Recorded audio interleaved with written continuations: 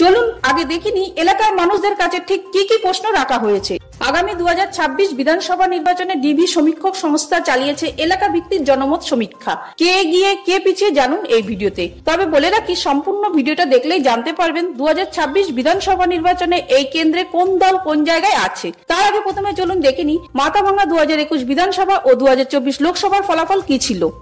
এই কেন্দ্রে 2021 সালে বিধানসভা নির্বাচনে তৃণমূল কংগ্রেসের প্রার্থী গিরীন্দ্রনাথ বর্মন পেয়েছিলেন মোট 40.67% ভোট। বিজেপি প্রার্থী সুশীল বর্মন পেয়েছিলেন 52.87% ভোট। বাম কংগ্রেস জোট সমর্থিত সিপিএম প্রার্থী অশোক বর্মন পেয়েছিলেন 3.6% ভোট। ফলে 2021 সালে নির্বাচনে মাথাভাঙা বিধানসভা কেন্দ্র থেকে জয়ী হন বিজেপি প্রার্থী সুশীল বর্মন।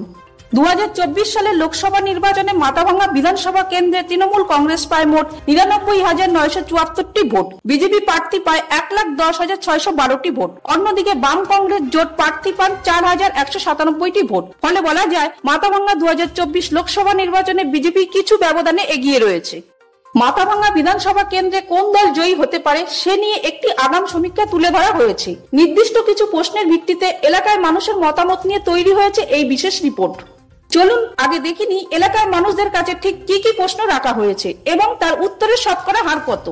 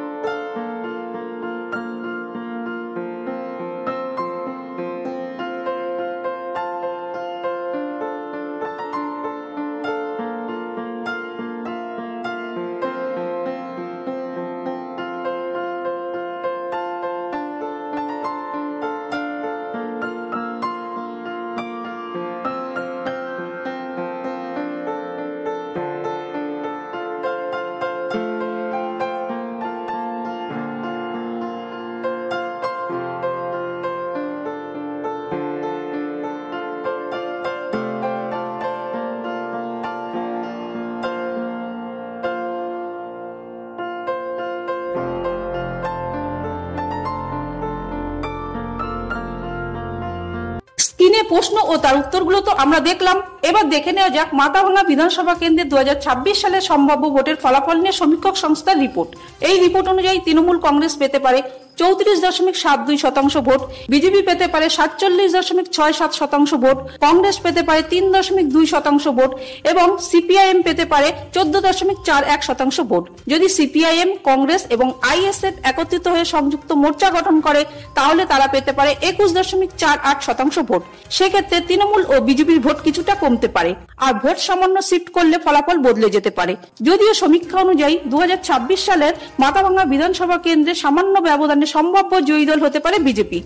সবশেষে বলা যায় এই সমীক্ষাটি মাথাভাঙা কেন্দ্রে কিছু সংখ্যক মানুষের মতামতের উপর ভিত্তি করে তৈরি হয়েছে, তাই এর ফলাফল বাস্তবে মিলতেও পারে আবার নাও মিলতে পারে। ফলে আমাদের ফলাফল পর্যন্ত অপেক্ষা করতেই হবে। প্রসঙ্গত জানিয়ে রাখি, এই রিপোর্ট সম্পূর্ণভাবে ডিবির থেকে পাওয়া। বাংলায় রিপোর্ট ইউটিউব চ্যানেল নিজস্ব কোনো মতামত এতে প্রকাশ করেনি।